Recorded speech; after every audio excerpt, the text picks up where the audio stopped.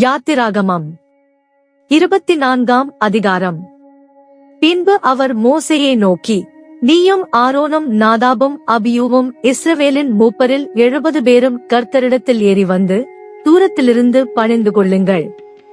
மோசே மாத்திரம் கர்த்தரிடத்தில் சமீபித்து வரலாம், அவர்கள் சமீபித்து வரலாகாது, ஜனங்கள் அவனோடே கூட ஏறி வர வேண்டாம் என்றார்.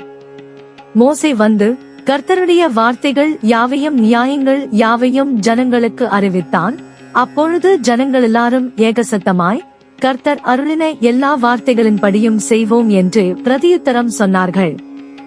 மோசே கர்த்தருடைய வார்த்தைகளை எல்லாம் எழுதி வைத்து அதிகாலமே எழுந்து மலையின் அடியில் ஒரு பலிபீடத்தை கட்டி இஸ்ரவேலுடைய 12 கோத்திரங்களுடைய இலக்கத்தின்படியே 12 தூண்களை நிறுத்தினான். இஸ்ரவேல் புத்திரரின் வாலிபரை அனுப்பினான். அவர்கள் சர்வாங்க தகன பலிகளை செலுத்தி கர்த்தருக்கு சமாதான பலிகளா காளைகளை பலியிட்டார்கள். அப்பொழுது மோசே அந்த இரத்தத்தில் பாதி எடுத்து பாத்திரங்களில் வார்த்து பாதி இரத்தத்தை பலிபீடத்தின் மேல் தெளித்து உடன்படிக்கையின் புஸ்தகத்தை எடுத்து ஜனங்களின் காது கேட்க வாசித்தான். அவர்கள் கர்த்தர் சொன்னபடியெல்லாம் செய்து கீழ்ப்படிந்து நடப்போம் என்றார்கள். அப்பொழுது மோசே இரத்தத்தை எடுத்து ஜனங்களின் மேல் தெளித்து, இந்த வார்த்தைகள் யாவையும் குறித்து கர்த்தர் உங்களோடே பண்ணின உடன்படிக்கையின் இரத்தம் இதுவே என்றான். பின்பு மோசேயும் ஆரோனும் நாதாபும் அபியூவும் இஸ்ரவேலருடைய மூப்பரில் 70 பேரும் ஏறிப்போய் இஸ்ரவேலின் தேவனை தரிசித்தார்கள். அவருடைய பாதத்தின் கீழே நீலக்கல் இழைத்த வேலைக்கு ஒப்பாகவும் தெளிந்த வானத்தின் பிரபைக்கு ஒப்பாகவும் இருந்தது. அவர் இஸ்ரவேல் புத்திரருடைய அதிபதிகள் மேல் தம்முடைய கையை நீட்டவில்லை. அவர்கள் தேவனை தரிசித்து பின்பு புசித்து குடித்தார்கள்.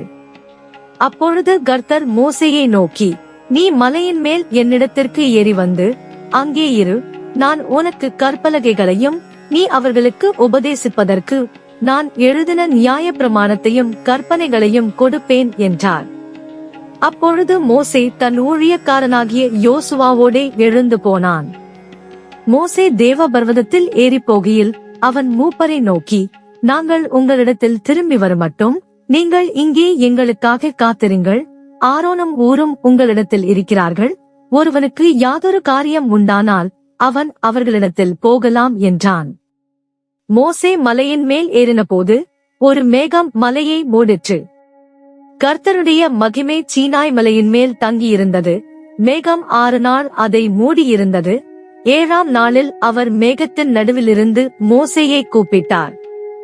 மலையின் கொடுமுடியிலே கர்த்தருடைய மகிமையின் காட்சி இஸ்ரவேல் புத்திரருடைய கண்களுக்கு பட்சிக்கிற அக்கினியைப் போல் இருந்தது. மோசே மேகத்தின் நடுவிலே பிரவேசித்து மலையின் மேல் ஏறி இரவும் பகலும் 40 நாள் மலையில் இருந்தான்.